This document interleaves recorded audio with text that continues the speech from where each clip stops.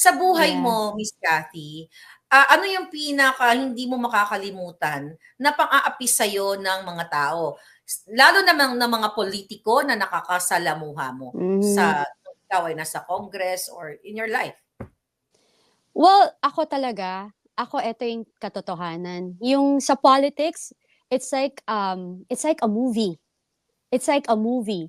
Like everybody is an actor and actresses. Parang at saka ang nakakalungkot doon is kung ano sila parang right now ang governance, like yung mga karamihan sa ating politician, Mhm, yung parang kung saan sila may pakinabang dun sila. Alam mo yung mhm, ganon? Nakakalungkot kasi parang hindi katulad ng old politics na talagang they have dignity, they have integrity, alam mo yon, may moral. Hindi, so parang for sure a lot of politician will disagree to me. So if you will disagree sa akin, prove yourself. Go there and speak. 'Di ba? Parang kasi yun ang nangyayari, parang isa siyang pelikula na it's an act. It's always like that. Parang yun yung nakikita ko. Kaya nga hindi ako pwede maging politician. Kasi parang actually, ikaw, 'di parang ba? parang lahat anyway, Ay, 'pag ako my nandiyan, gosh. lahat 'yan gugurgurin ng bongga mo. Anyway, Oo. okay, napag-usapan natin na once ay naging chief of staff ka ng iyong Mm, ex-partner ni, Tony Boy yes. Mm, Fernando. mhm. So, ilang years yon sis? Kasi, we're talking about the future of our country, ano? That's why Yes, you're oo. coming out, pumayag ka nagpa-interview dahil, kung natatandaan ng mga palangga ako, sinabi mo sa interview, you are concerned for the future of your children and for your grand and great-grandchildren. So, during the time, nung nasa Congress ka, how many years ka nagstay?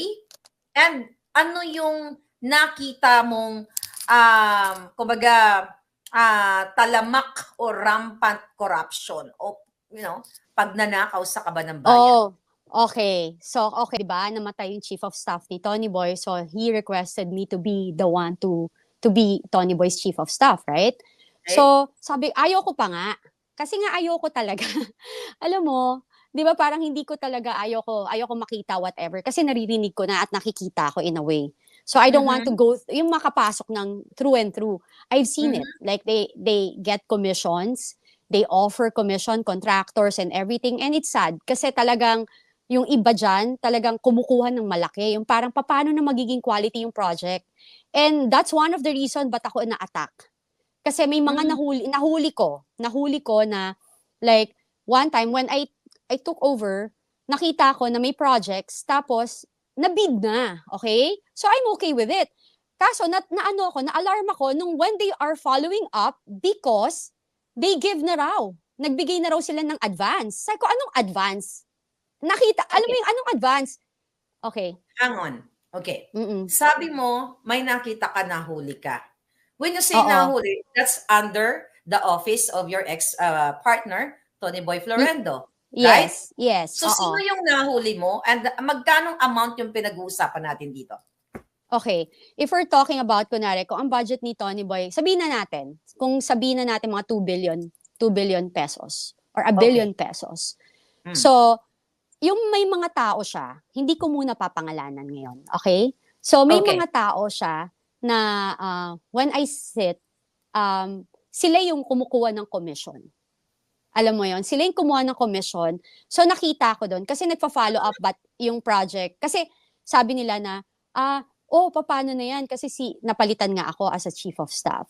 Now I Later. understand bakit ako ang inupo doon. Siguro kasi yung dating chief of staff niya, parang hindi na niya makaya. Alam mo, hindi niya matiis yung ginagawa na trabaho kay Tony Boy.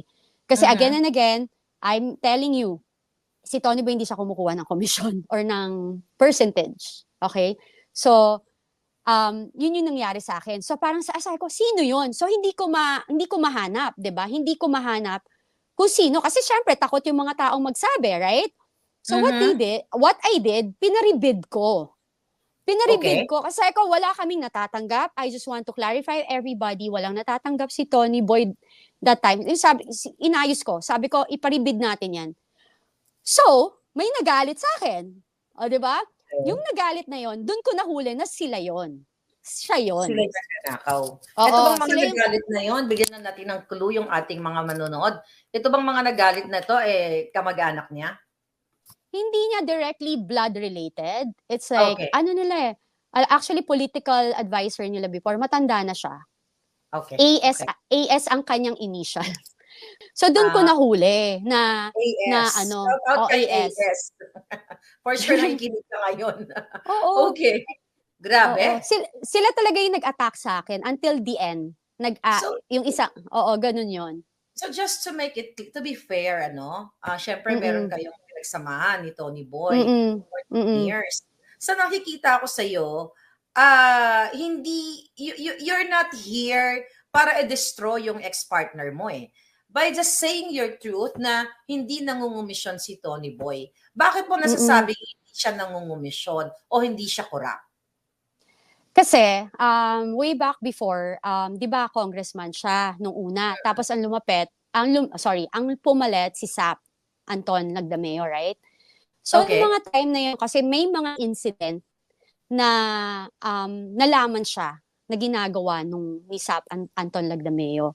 So, which is, yun na nga, yung Katiwalian. nangungumis, oo, katiwalian. Nagagalit siya. So, nagtampuhan yan silang magtsuhin. And, yung dating chief of staff din ni Tony Boy, na mga iba, alam yan. And, At yun i-emphasize ngayon, natin, i-emphasize natin mm-mm, sa ating manonood.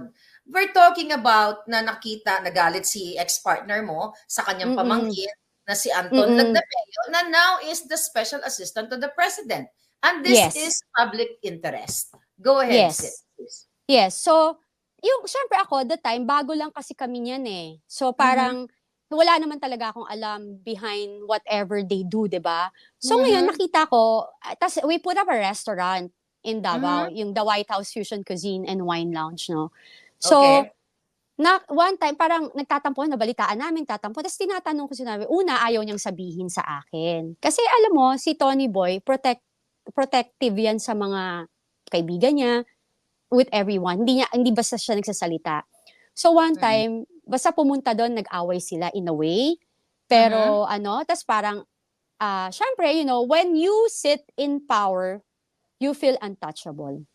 If you Yeah. see parang how much money, ikaw nga makikita mo 500 billion nga 'di ba sa flood Yeah. control natin.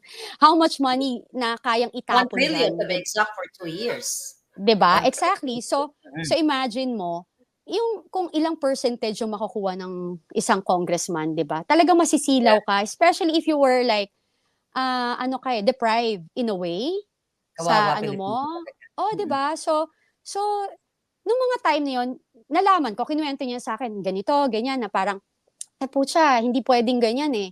Alam mo, mamura kasi si Tony Boy. Uh-huh. Ayoko lang gamitin dito. So, Okay. parang minumura niya na sinisira niya yung pangalan namin, ganyan, ganyan. So, sabi ko, talaga ba? To the point na ako'y walang kaalam-alam at karelasyon lang niya ako. Pag tinatanong pala yung isa, bakit sila nag-away na magtsuhin, Magsuhin.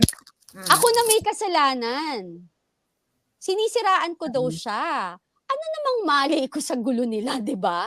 So ako na yung sinisiraan niya sa mga tao, ako na yung masama, binibrainwash ko yung tsuhin niya or whatever. Diyos ko, ilang taon naman si Tony Boy, naging kami, 65, tama ba? Mga ganyan. So, parang, alam mo yung, paano mo maibe-brainwash yun na super bratty nga yun, hindi mo mapipigilan kung anong gagawin. So, I was so surprised. Kaya nagtataka ako, bakit yung Okay. mga tao parang naiinis sa akin na wala naman akong ginagawa? So, yun, Mm. minanipulate na. Parang siniraan na ako ng siniraan, may halong selos na rin. Kasi si Tony Boy is, maalaga siya sa mga pamangkin niya. Alam mo yon. So, dun Mhm. yun. Ako na yung inattack, ako yung naging collateral damage. Biglang ako na yung masama. Kasi gusto niyang pagtakpan yung mali niya.